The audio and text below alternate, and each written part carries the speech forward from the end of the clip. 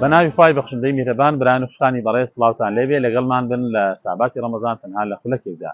تایبەتمەندیەکی گرنگی مانگی پیرۆزی ڕەمەزان ئەوەیە کە ئێمە زیاتر لە مانگەکانی تر پابەندین بە نوێژەکانمانەوە.